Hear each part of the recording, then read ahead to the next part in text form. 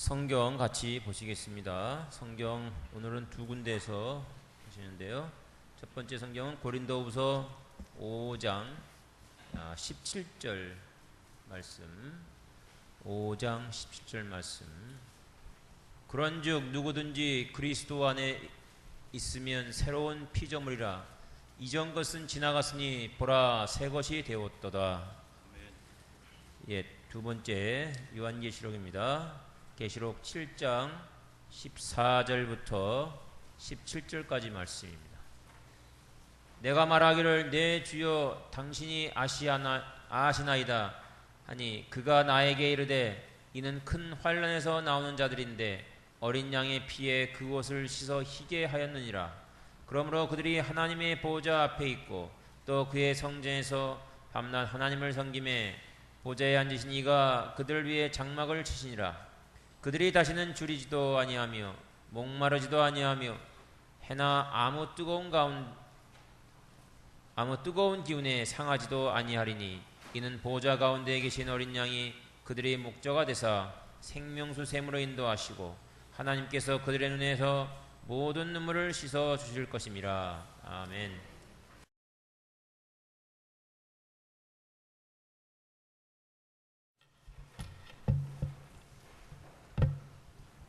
대진이가 휴가를 나왔는데 모자를 쓰고 맨 뒤에 앉아 있어서 못 봐요. 잠깐 일어나시죠. 마지막 휴가예요? 상병 휴가? 아니, 뭐라 그런지 안 들려. 포상 휴가. 우리 박수로 좀 환영해 주시면, 격려해 주시면 좋겠습니다. 앉으셔도 됩니다. 이따가 설교 끝나고 근데 기억하고 있을지 모르겠어요. 어쨌든 끝나고 기도하겠습니다. 우리 옆에 있는 분들하고 인사하겠습니다. 주의 사랑으로 사랑합니다.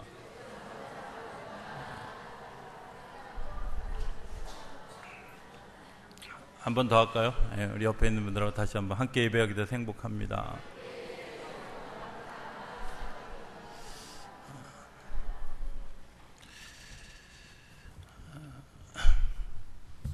변화라고 하는 제목으로 설교를 하면서 변화의 반대말이 뭘까 하는 생각을 했어요. 국어학적으로 맞지 않는 말일 수 있는데 변화의 반대말이 아니라 좀 거기에 반대되는 그런 언어가 변질 아닐까. 그런데 많은 사람들이 변화를 얘기하면서 변질되는 그런 모습을 보게 됩니다. 변화의 키포인트가 뭐냐? 그것은 오늘 고린도후서 5장 17절에 나오는 것처럼 누구든지 그리스도 안에 있으면, 여기가 키포인트입니다. 그죠? 누구든지 그리스도 안에 있는 그것이 사실은 변화의 시작입니다. 그분을 내가 받아들이고 그분이 나의 삶에 또 다른 어떤 그 나의 인도자가 되어주면 내 삶이 복되고 또 아름다운 열매를 맺지만, 그렇지 않고 적당히 혼용되어지면 오히려 어려운 결과를 경험하게 되는 것을 보게 됩니다. 지난 목요일에 우리 그 예수 담기 반 성경 공부 교재에 이런 얘기가 있어요. 당신이 예수님을 얼마나 이렇게 잘 맞아들이느냐 하는 이 예화를 얘기하면서 예수님을 차를 타고 가는데 길에서 만나면 당신은 어떻게 반응하시겠습니까? 하는 이제 질문을 저자가 하는 겁니다. 내려서 아유 예수님 안녕하세요. 그리고 자기 갈 길을 간다. 두 번째는 예수님을 조수석에 태우고 잘 모시고 간다. 3번은 예수님께 운전대를 내어드린다. 물론 정답은 예수님께 운전대를 내 삶의 인생의 행로에 그분이 주인이고 나는 그분과 더불어 탑승해 가는 것이 정답이겠죠. 나는 어디 있을까? 거기 없는 예화가 하나 있어요. 없는 예시가 못 본 척하고 그냥 지나간다. 씨 뿌리는 비유를 보면 그런 것 같아요. 못 본 척하고 지나가는 길가에 떨어진 나무 같은 사람이 있는가 하고, 예수님과 그저 그냥 손 한번 잡고 안녕하세요, 잘 지내셨지요? 그러고 그냥 가는 거 하고, 예수님을 옆에 태워서 여전히 내 삶의 염려와 근심으로 가득 채운 사람이 있는가 하면, 그분이 나의 삶의 기사가 되어 주셔서 30배, 60배 열매, 100배 열매를 맺게 되는 사람이 있다, 이런 생각을. 하나님이 우리들의 삶의 변화의 시작은 복음이라고 하는, 생명의 말씀이라고 하는 말씀을 우리에게 심어 주셨습니다. 자, 우리가 그것을 어떻게 할까? 어떻게 할까? 성경에 나오는 대로 마태복음 13장에 나오는 씨 뿌리는 비유의 보면, 길가에 떨어진 나무와 같은 그런 길가에 떨어진 그런 씨와 같은 그런 사람들은 받아들여지지 않는 거죠. 그렇죠? 사실은 천국의 복음은 제정신으로 받아들이기 굉장히 어렵습니다. 이해하기도 어렵습니다. 너무 커서, 너무 굉장해서 받아들일 수 없는 것들입니다. 그런데 그것을 받아들일 수 없는 마음 가운데 어떤 마음이 있을까 하는 생각을 해봤습니다. 한 주간을 지나면서 요즘에 월드컵 때문에 소위 예전에 축구 선수였던 분들이 요즘 이 검색어 1위에 뜨는 경우가 되게 많아요, 그죠? 차범근이라고 하는 그런 전설적인 그런 축구 선수였던 분이 이런 얘기를 했어요. 제가 그 얘기를, 축구는 멈추지 않고 흐르기 때문에 단정짓거나 자기만의 시선에 갇히는 걸 경계해야 한다. 이렇게.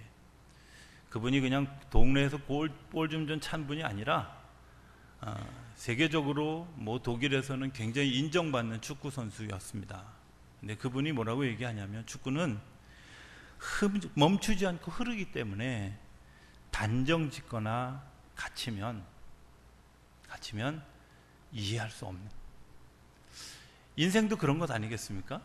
저는 인생도 그렇다고 생각해요. 인생도 흐르고 있습니다. 하나님의 역사는 흐르고 있습니다. 하나님의 역사가 이것만 되고 이거는 안 된다라고 단정짓거나 내가 보이는 것만 바라보고 이게 전부입니다 라고 자기 시선에 머무르면 사실은 우리가 신앙을 이해할 수 없고 또 인생을 이해할 수도 없는 그런 삶을 살게 됩니다.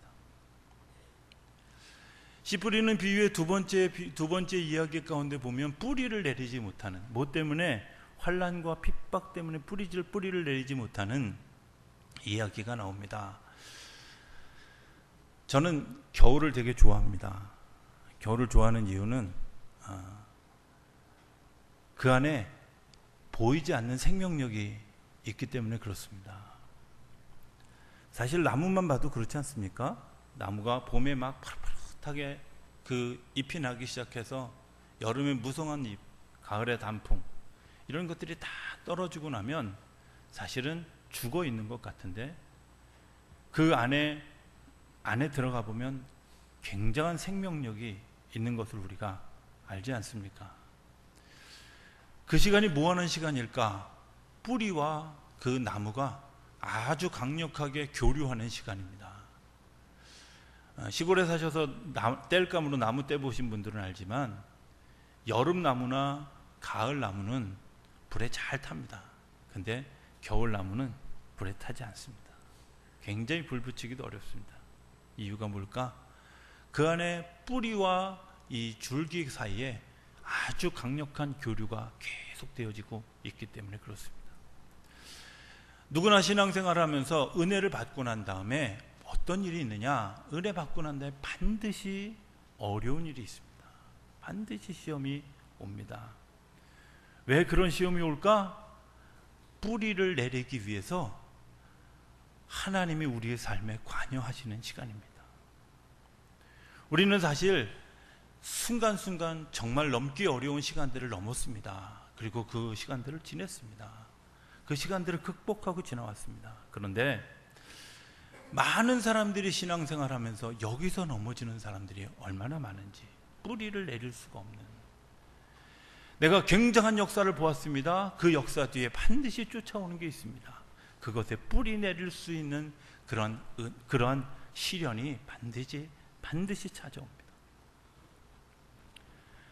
그것을 잘 이기고 영적으로 승화하는 사람이 믿음의 한 걸음을 걸어가는 겁니다. 한국교회를 얘기하면서 한국교회가 뿌리가 없다, 쉼이 없다, 이렇게 이야기하는 사람들이 있습니다. 왠지 아십니까?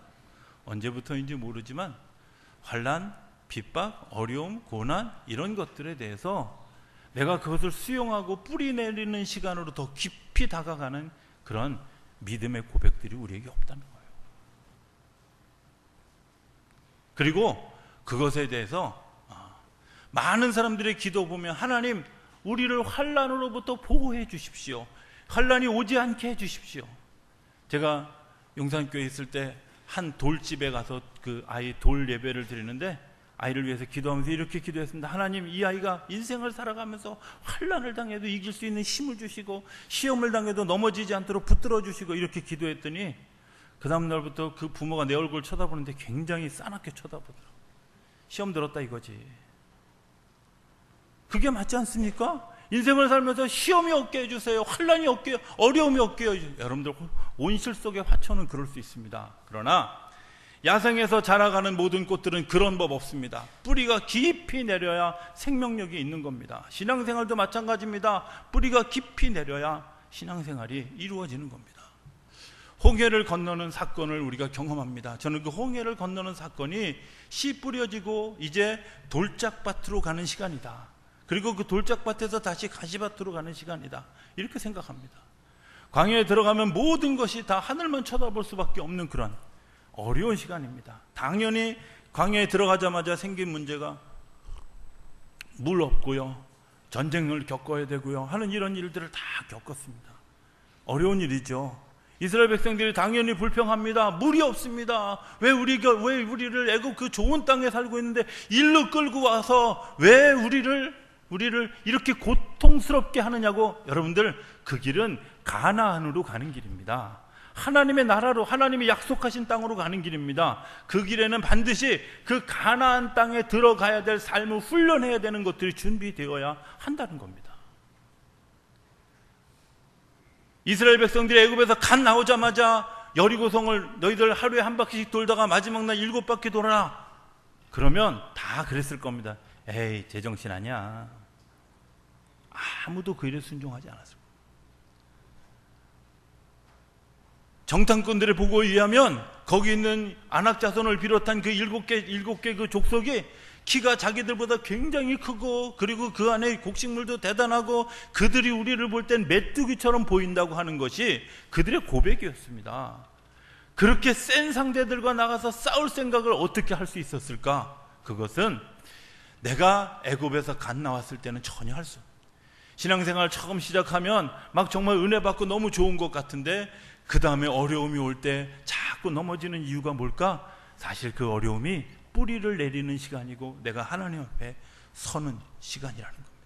그것은 신앙의 초보자뿐만 아니라 인생을 살아가며 이제 그 마지막 순간에 있는 사람도, 또 신앙생활을 정말 깊이 하는 사람도, 그리고 이제 신앙생활 막 시작한 사람도 그런 일은 반드시 일어난다는 겁니다. 조심스럽게 간증을 좀 하려고 합니다. 다솜이가 중학교 2학년 때 학교에서 집단 폭력을 당했습니다. 11명의 아이들한테 교실에서 갇혀서 무릎을 꿇게 하고 안경 벗기고 6시간 동안 집중적으로 가슴만 때렸습니다. 집으로 돌아와서 그 사실을 발견하고 너무 화가 나서 점심도 저녁도 굶은 아이를 끌고 진단서 띄느냐고 연천 동두천 시내를 다 뒤지고 병원을 찾아서 결국 밤 12시가 넘어서 진단서를 띄었습니다. 그 다음 날이 주일인데도 불구하고 그 일을 했습니다. 그리고 마음속에 끊임없이 제 마음속에는 이 자식들 가만 안 놔둔다. 그 즈음에 무슨 일이 있었냐면 하나그룹의 김승현 회장이 자기 아들 두고 괴롭혔다고 폭력배들 데려가서 아이들을 이렇게 해쳤다고 감옥에 가는 일이 있었습니다. 제가 그 마음 이해했습니다. 이해한다.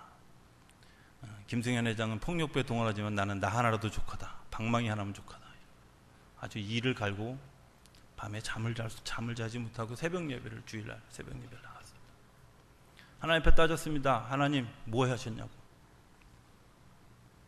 이 딸이 이렇게 고통당하고 이렇게 어려움 당하고 이런 이 수모를 당하는 그 자리에 섰을 때 하나님 뭐 하셨냐고 한 20분을 따졌습니다. 하나님의 대답은 이거였습니다. 내 딸이 맞은 것이 아프냐? 네, 아픕니다. 내 아들도 맞았다. 채찍에 맞았고 옷벗김을 당했고 십자가에 매달렸다.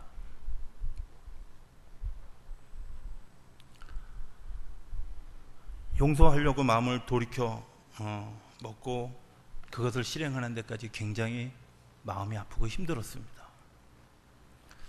그리고 그 다음날 학교 가서 내린 결정이 아이들이 1년 동안 우리 교회에 와서 예배 같이 하는 거다. 이유는 너랑 나랑 친구다. 너랑 나랑 한 공동체다. 하나다. 이거 아이들에게 심겨주기 위해서 아이들에게 그런 조건을 내걸고 용서했습니다. 그리고 우리 교회는 차량 운행해서 중고등부 간식비를 평상시보다 2배로 늘려서 아이들에게 간식도 주고 편안한 환경을 만들어 줬습니다. 교회 안 다니던 놈들이 뭐 한 두 달, 3달 지나니까 교회 오는 출석률이 현저히 떨어져서 그 문제를 가지고 학교에 의논하러 갔었습니다. 근데 학교가 되게 웃기는 겁니다. 저는 그때부터 별로 전교조를 좋아하지 않습니다. 그 전국고등학교, 전국중학교 그 선생님들이 대부분이 전교조 출신들인데 처음에 얘기를 좀 귀찮다는 듯이 듣더니 상담실로 가자고 그래서 상담실로 갔다가 3명의 선생님한테 거의 맞기 일보 직전에 의자를 들었다 놨다 몇 번 주먹을 내주면서 너는 한 주먹감이야 정도의 이야기를 수없이 들으면서 1시간의 갇힌 생활을 경험했습니다. 제가 열이 받아서 그 다음날 제가 교장 선생님한테 가서 막 목소리를 높일 것 같아서 11장 A4 용지에 경위서를 다 써서 교장 선생님 앞에 드렸습니다. 그리고 일주일 내내 사과 안 하면 문제 삼겠다. 물론 선생님들이 와서 일주일 안에 사과했죠. 네. 안 하고 자기들이 견딜 수 없지요. 그런데 문제는 그 다음입니다. 이 선생님들이 나가서 이렇게 얘기하는 겁니다. 그리고 가해자 학생들의 부모들이 나가서 뭐라고 얘기하냐면 그 교회 목사 되게 웃긴다. 응? 종교행위 강요한다. 갔는데 애들 막 그렇게 막 째려보고 교인들이 막 왕따시킨다. 뭐 이런 정도의 이야기. 선생님들은 뭐 학교 와서 난동을 부렸다. 뭐 등등의 이야기. 어느 날 제가 지방의 교육자에 가보니까 목사님들이 저를 쳐다보는 시선이 되게 이상해. 다른 교회 교인들이 나를 쳐다보는 시선이 이상해. 좀 더 발전해서 우리 교회 교인들도 나를 바라보는 시선이 이상해요. 왜 그런가? 뒤에서 조사에 들어가 보니까 그런 이야기들이 다 돌고 있었던 거예요. 이게 내가 도대체 피해자인지 가해자인지. 하나님께 그렇게 질문했습니다. 하나님, 내가 지금 뭘 해야 되느냐? 하나님이 나에게 그렇게 얘기해 주셔서 내가 용서했다고, 진단서 찢어버렸다고, 전치 4주의 진단서 받고요, 정신과 치료를 요한다고 하는 그런 그 진단서 내용 몇 페이지에 달하는 진단서 내가 용서하면서 다 찢어버리고 하나님 앞에 이렇게 항복했는데 하나님 이게 도대체 뭡니까? 나중에 한 사실이지만 의정부의 어느 교회에서 암암리에 청빙 결의하고 데려가려고 그랬는데 그것조차도 무산되는 일들이 일어났습니다.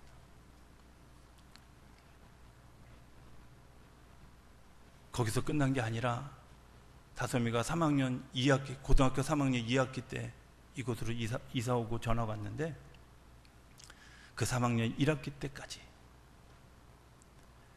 애들이 쳐다보면 재수없는 년, 면전에서 전현하고 놀면 가만 안 놔도 하는 수없는 일들이 일어났습니다.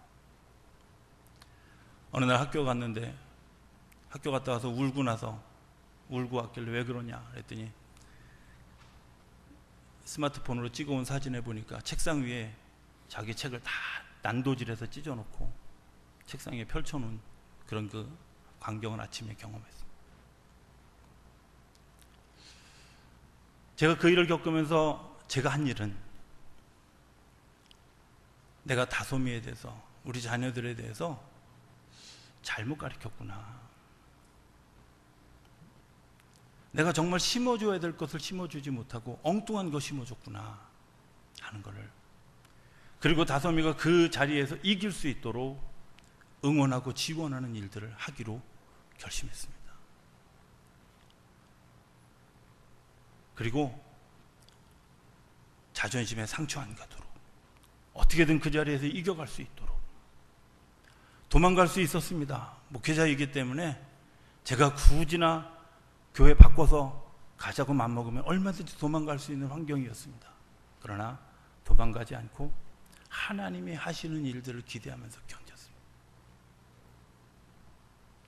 하나님이 어떤 열매를 맺으실까 하는 것들을 기대하면서 견뎠습니다.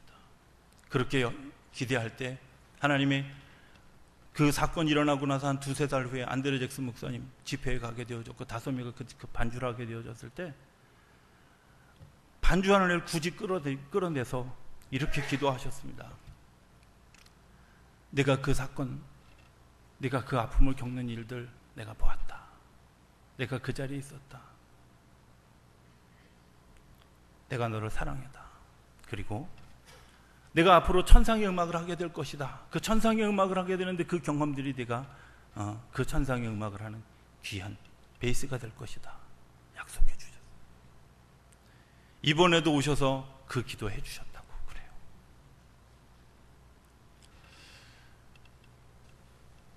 저는 그 사건을 겪으면서 이런 생각을 하게 됩니다. 하나님이 우리에게 사건으로 다가옵니다. 그런데 그 사건 속에 다른 사람이 변화되어지는 것이 아니라 내가 변해요. 솔직하게 얘기하면 제 시선으로 봤을 때 다솜이가 하는 일들, 목회에 도움되는 일들이 별로 없습니다. 지 고집대로 하고요, 지 생각대로 하고요.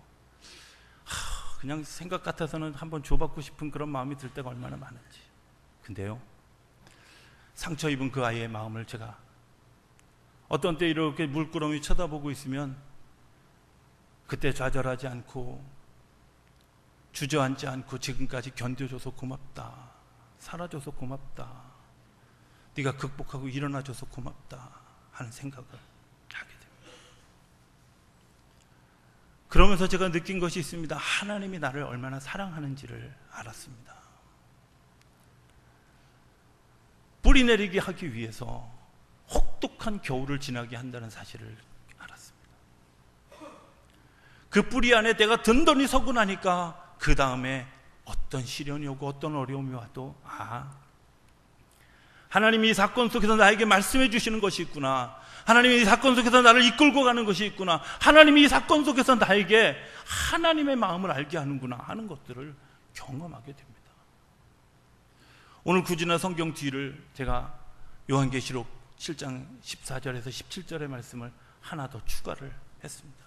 거기에 보면 이렇게 얘기합니다. 목자장의 생명수 샘으로 너희를 이끌고 갈 것이다, 이끌어 줄 것이다 믿습니다. 이스라엘 백성들이 광야를 지나면서 혹독한 시련과 아픔을 지냈지만 그들에게 보이지 않는 것이 있습니다. 약속하신 가나안 땅입니다. 그 가나안 땅에 들어가는 훈련을 하기 위해서 지금 뿌리 내리지 않으면 안 됩니다. 유혹을 이기지 않으면 안 됩니다. 염려를 이기지 않으면 안 됩니다. 그래서 훈련하는 겁니다. 만나를 주려면 그냥 하루 일주일치 주면 되지, 매일 아침 그렇게 찔끔찔끔 주시는 이유가 뭘까? 훈련입니다.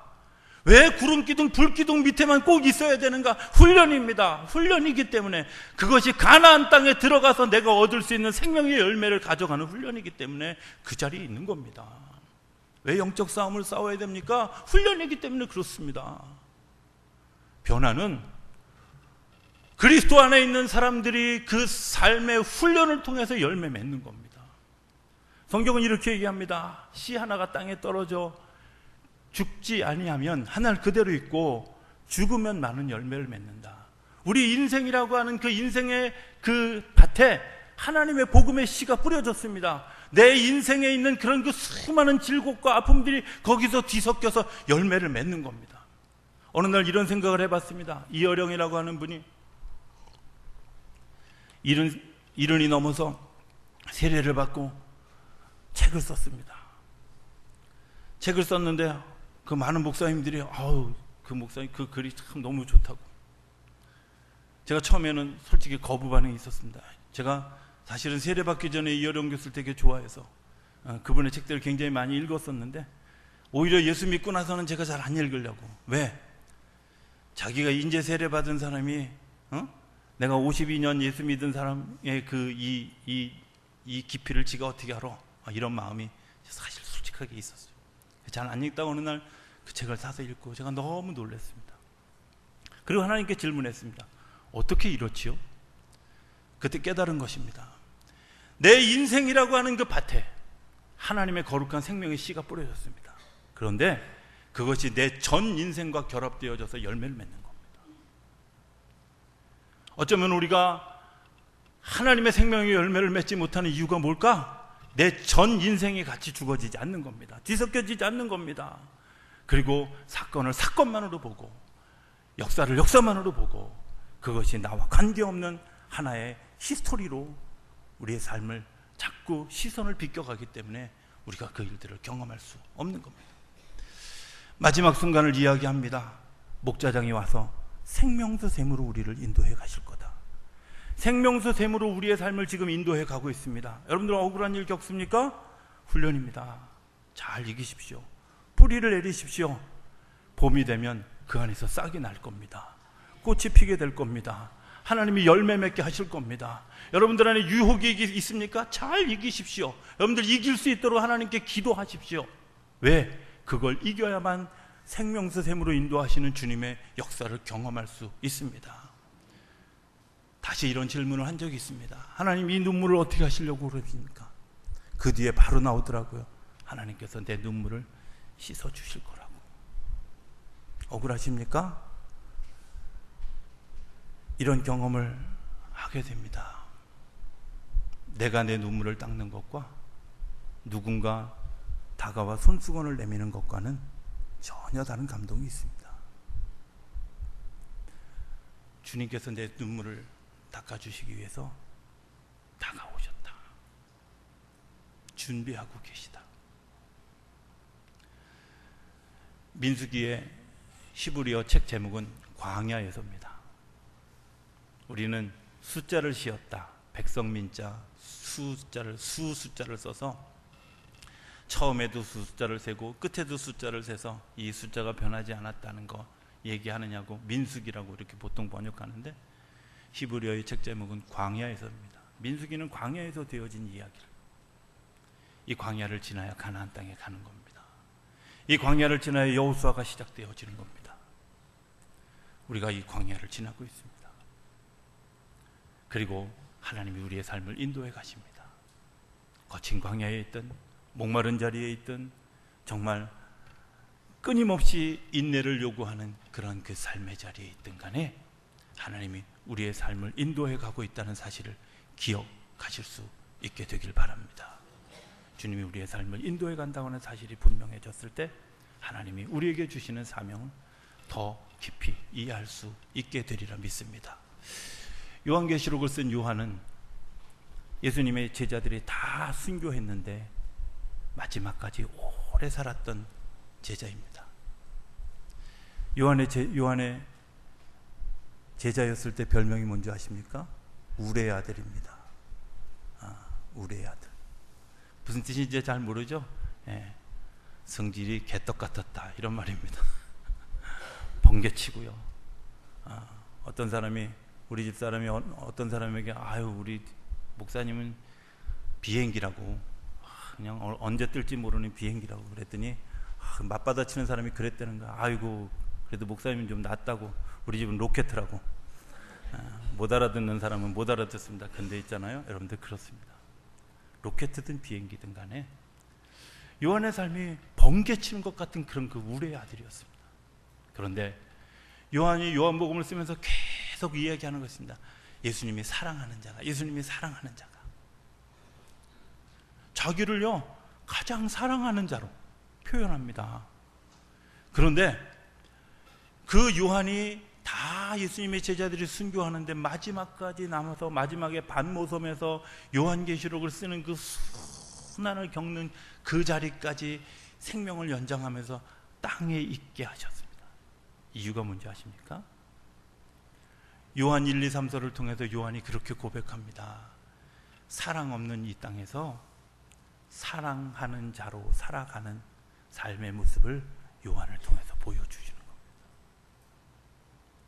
고난스러웠겠습니까? 네, 고난스러웠습니다. 인간적으로는 굉장히 힘든 시간이에요. 차라리 순교하는 것이 낫지. 이 땅에서 사랑 없는 세상에서 사랑하며 살아가는 것, 핍박과 고난이 있는 세상에서 사랑을 가지고 살아가는 것, 결코 쉬운 일이 아님에도 불구하고 그 사명을 잘 감당한 요한의 고백이 이겁니다. 주님이 내 눈물을 씻어주실 것이다. 저는 우리 성도님들의 눈물을 주님이 씻어주시는 줄로 믿습니다. 우리의 삶을 생명수샘으로 인도해 주시는 줄로 믿습니다. 여러분들의 변화가 변질되지 아니하고 내가 그리스도 안에 있고 주님이 내 안에 계신 것 때문에 우리가 새로워지고 이전 것은 다 지나갔습니다. 내가 더 이상 애굽의 것들을 바라보지 않겠습니다. 내가 이제 앞에 보이는 약속의 땅 가나안만을 향해서 가겠습니다. 고백하는 일들이 저와 여러분들 가운데 일어나게 되길 바랍니다. 그리고 그 은혜 때문에 삶의 자리에서 30배, 60배, 100배의 축복을 경험하는 저와 여러분들의 삶이 되어줄 수 있게 되기를 주 이름으로 축복합니다. 기도하겠습니다. 저희들을 사랑하시는 아버지 하나님, 주께서 저희들을 사랑하여 주셔서 누구든지 그리스도 안에 있으면 내가 너희를 새롭게 창조할 것이다 약속해 주셨고, 하나님 그 약속을 통해 저희들을 새롭게 하셨습니다. 그런데 저희들의 삶에 환난이 있고 핍박이 있습니다. 유혹이 있고 염려가 있습니다. 하나님, 이겨갈 수 있는 힘도 더하여 주시옵소서. 그래서 하나님이 열매 맺게 하시는 그 생명의 열매들을 맺는 우리 모두의 삶이 되어줄 수 있도록 역사하여 주시옵소서. 예수님의 이름으로 기도드립니다. 아멘.